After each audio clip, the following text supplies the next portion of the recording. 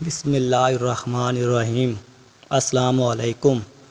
ایک دفعہ کسی حاملہ ہرن کو بچہ جنم دینے کی حاجت پیش آئی تو اس نے دریا کے کنارے پر موجود جنگل کی راہ اختیار کی۔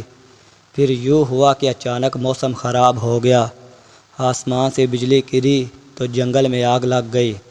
گھبراہٹ میں ہرن نے جان بچانے کے لیے آس پاس دیکھا تو ایک شکاری نشانہ بنا رہا تھا، دوسری طرف شیر تھا۔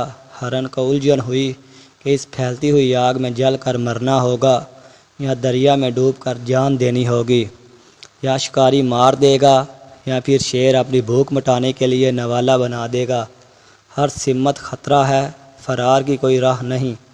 اس وقت ہرن کے اختیار میں جو تھا وہ کرنے کا فیصلہ کیا، یعنی پیدائش پر توجہ مرکوز کی۔ پھر ایسا ہوا کہ شکاری نے نشانہ لگایا تو آسمان پر بجلی چمکی، اس کی آنکھیں اچانک بند ہو گئیں اور تیر شیر کو جا لگا۔ زوردار میںہ برسا، جنگل میں پھیلتی آگ ایک دم بجھ گئی۔ ہرن کو اس کے خالق نے بچا لیا۔